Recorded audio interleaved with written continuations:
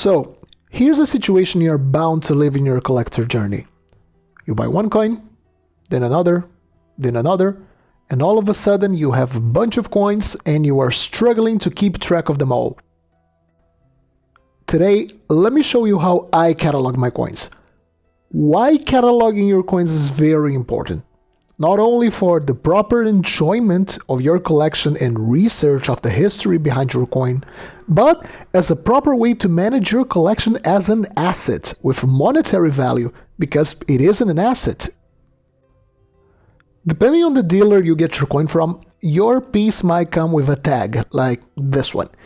Before we even start, I strongly recommend you always keep these tags, along with any invoice documents you get from your purchase, and I'll explain why it's in your best interest to do this later.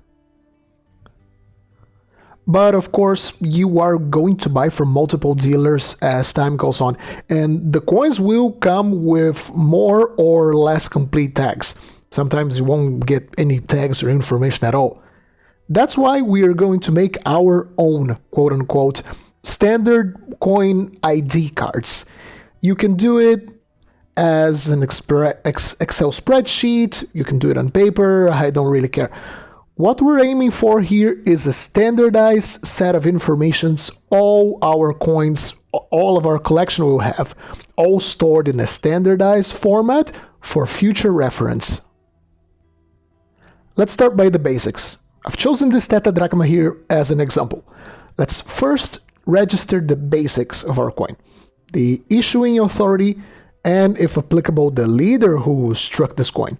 If possible, we're specifying the exact year or a range of years when this coin could have been struck, and also, if possible, the mint where it was minted.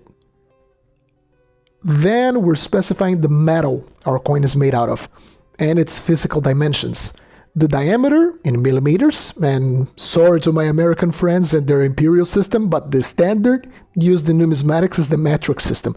And the weight in grams, with two decimals for optimal accuracy. We then go to the typical stuff. We describe the coin's obverse and reverse, what we do have in both faces of the coin. And here we're going to be as complete and accurate as possible. This will allow us to properly study the coin in the future, find anomalies, varieties.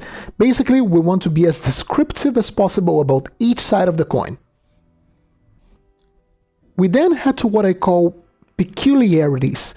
Each coin has things that set it apart from others, and these can be good or bad. We're talking about if the coin has a particularly nice style, if it has a patina, which color this patina is, if it has flaws like scratches, flan cracks. I recommend you take a look at my video, A Coin's Anatomy, on how to identify these and sort of like figure out what is important, what peculiarities your particular coin has. What I urge you to do here is to be honest about your coin.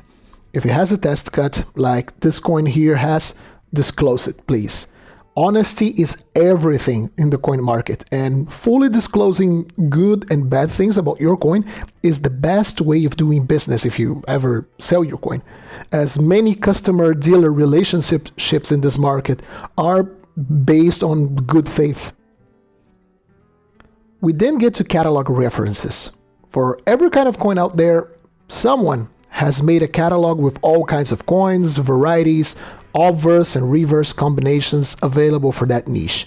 It's really good to have at least one catalog reference for your coin, as it will determine whether it's a common or rare variety. It will help you validate the information you have added to your previous points in what's in the obverse and the reverse, or the mint, or the date of issue, because you then have a catalog reference made by a professional numismatist to corroborate what you have stated there. If whoever you bought your coin from can give you at least one catalog reference, this would be preferable, and this is actually the sign of a competent dealer. If you, on the other hand, did not get a reference number and don't have any idea how to find it, I recommend you head over to my channel and look at my playlist on tutorials for beginners. There are some videos there showing how to identify coins, and among these identifications, with online tools in many cases, you should be able to find catalog reference numbers you can put in your ID card. We then get to provenance, or pedigree as some people say. And let me slow down for this one because this is such an important thing to keep track of.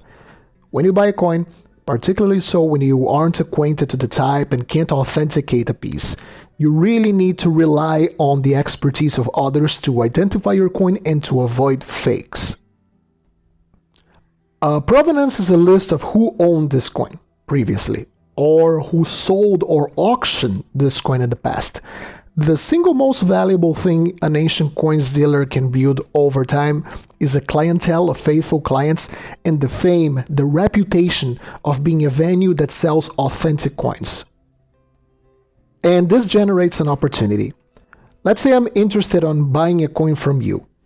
I don't know you, I don't know if I can trust you, but you can prove me that this coin was sold at this specific store or auction from this specific dealer. If I investigate and find out this coin has passed through the hands of a trustworthy dealer who put his reputation on the line for selling this coin as an authentic coin, this will likely make me that much more willing to accept your coin as a real coin. So how are we going to write this down? Typically, if you have bought it from a dealer, it's as simple as bought from X and Y dealer and the year you bought it at. If you bought it at auction, state the name of the auction, the year, and the lot number in that auction's catalog. If you ever want to sell your coin, this will make it that much easier to sell, and so many people neglect provenance. In fact, some coins have multiple provenance references, like X auction house, 2002, auction 10, number 1000, for example. And then Y auction house, 2010, auction 25, lot 1200. The more a coin has passed through reliable dealers, the more eyes were laid upon this coin, and the stronger the evidence this piece is real, which is great and adds a lot of value to a coin. And finally, more as record keeping, it's a good idea to keep track of how much you paid for the coin.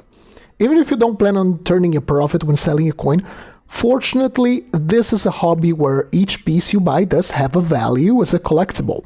And with time, as you get more coins, your collection will turn into an asset worth a considerable chunk of change. So even if you don't plan on selling it, it's interesting to keep tabs on how much you paid for every single one of your coins. Also, depending on which country you're from and how valuable your coins are, you might be up for paying capital gains tax when selling your coins. So having the receipts or some record of the original value of the piece can avoid headaches when it's time to fill your tax report. Alright, so let's make a practical exercise. Let's look at our tetradrachma here and let's make a full attribution of it. This is a tetradrachma of the Kingdom of Thrace, struck for King Lysimachus. This piece is attributed to between the years 280 and 250 BC, which makes it a posthumous coin, and it's attributed to the mint of Ainos. As for physical characteristics, it's obviously made out of silver, it is 28 millimeters wide, and it weighs 17.09 grams.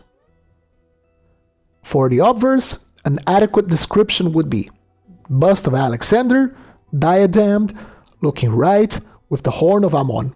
And for the reverse, we have more stuff going on, so we need to be more thorough, more descriptive with it. We have Athena seated, reclined on her shield, holding a Nike, which is crowning the name of the king. We have a spear resting by her throne, a cult statue of Hermes on the lower left part of the design, and the legends in Greek, Basileus Lysimakou. As for peculiarities, we have a test cut on the obverse and slight scratches throughout its surface.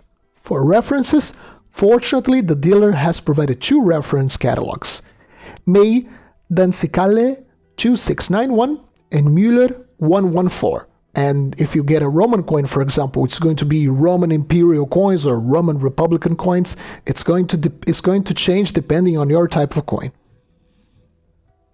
All that would be left, if it was your coin, would be to list where you got the coin from, so its provenance, any previous provenance it might have had, and finally, how much you paid for the coin. And yes, that's a bit of a chore, but trust me, having your collection fully cataloged is going to save you so much time later on. Whenever you need to get some information from a coin, it's also a very wise move to ensure you have the value of your collection properly accounted for. And after all, it's your hobby. You love your coins. Why not give them a proper treatment? So that's it for me. Now it's your turn. Have you got your collection fully cataloged? Are you slacking on organizing your coins? Let us know in the comment section down below. So now go out there and make sure your coins are properly cataloged. Happy collecting, and I'll see you soon.